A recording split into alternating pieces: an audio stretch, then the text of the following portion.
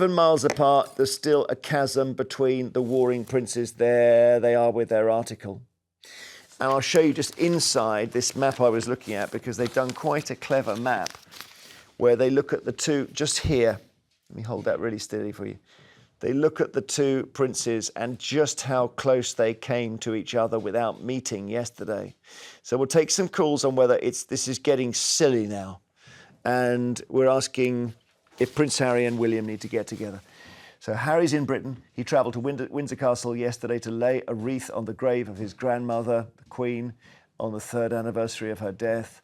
At the same time, Prince William was on an official visit nearby to the Women's Institute in Sunningdale, which the Queen was a proud supporter of. They were just 16 minutes away from one another at one point. They could have paid their respects together, but there doesn't seem to be a plan for the two to meet up at any point. Would you have wanted that to happen, Nina?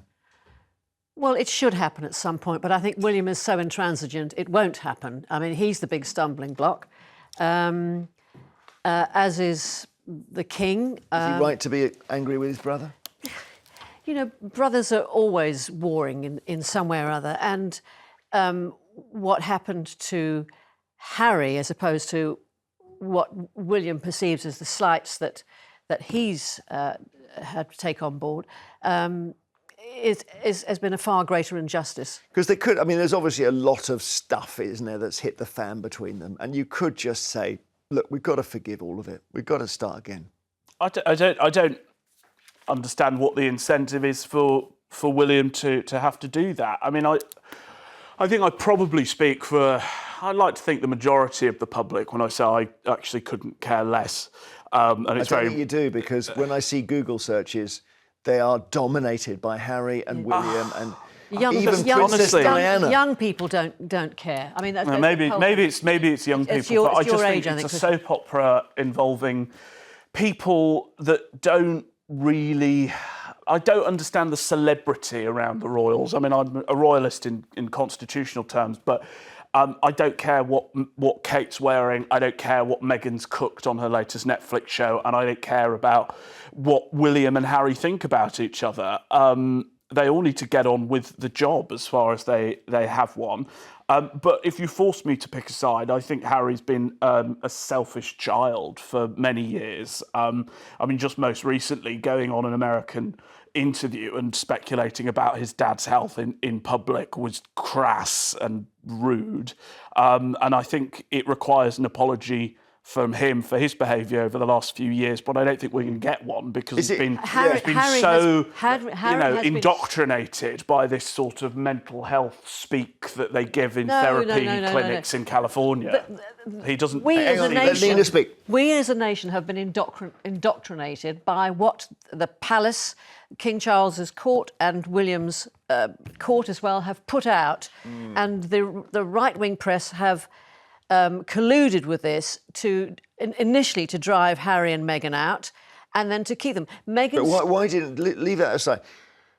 When the Queen was alive, she invited Harry and Meghan to Christmas.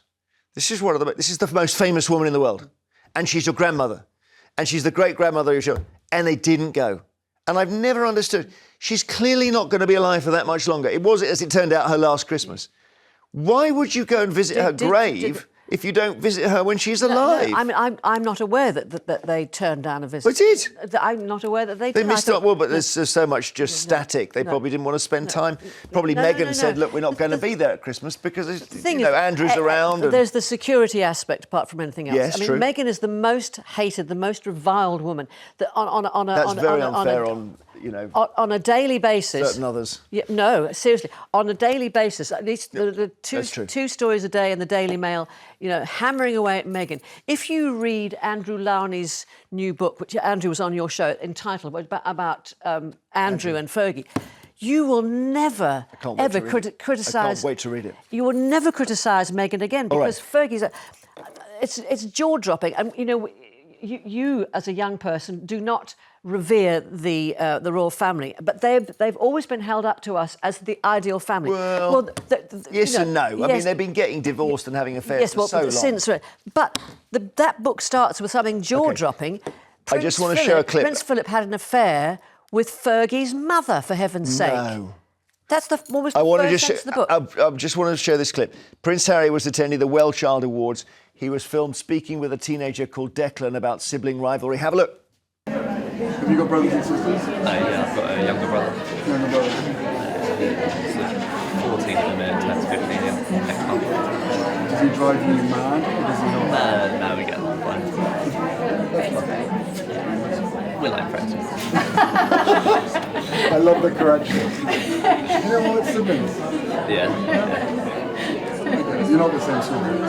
Yeah, we are. You're the same school as Yeah, well. yeah. That sometimes makes it more challenging. Yeah, his friends are more annoyed than him, I'd say. Oh, really? So it was interesting because he was sort of suggesting that, oh, you've got a brother, do you get on? As if not getting on with your brother was sort of a normal situation. And the young lad there saying, yeah, we're good friends. It sounded to me like he was trying to get a certain response to make a dig that didn't pay off properly. Well, I think he was expecting you to say, oh, no, we're always arguing. Yeah, and then he go, oh, me too. Yeah, and But he it didn't say, pay off. David's in Hampshire. Should the two of them make up? Because this is getting silly, David. Well, yes, I think it's all about William, really. I think he's the one that hasn't been able to say how he feels because of his future. And Harry can do what he wants. He can say what he wants because he's in that situation that he can do so. I think there's a certain amount of envy there as well because of that fact. Well, of course, Harry wrote a book called Spare, so he couldn't have been more open about it, yeah. Well, I mean, I'm more concerned. Personally, I respect Harry. I think he's great. But William, he's tied. He can't say what he really He's feels. on the job. Yeah. He can't really say what he feels about Camilla, whereas Harry has.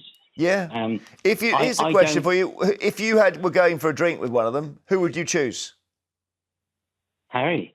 Who would you choose? Thank you. Oh, Harry. Who would you choose? William. William. The thing Does is, Harry drink, or is he all just on for heaven's smoothies sake. these He'll days? be under the table. I watched the television last night. They split the screen. They showed Harry at his Well Child charity, and they showed Kate and William at the Women's Institute.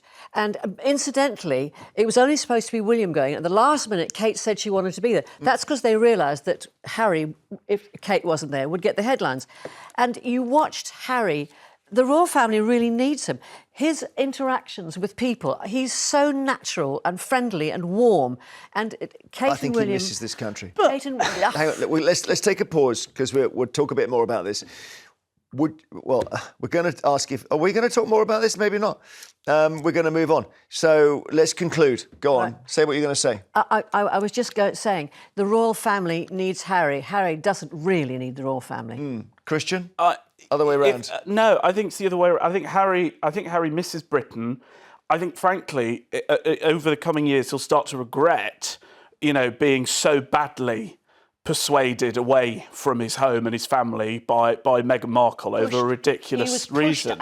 He was pushed out. He was the nation's sweetheart and he decided to run away. No, he was pushed out because he was the nation's sweetheart, if you like to call him that, because he was more popular than Kate and William, and that could not be allowed to continue. After the break, we're asking...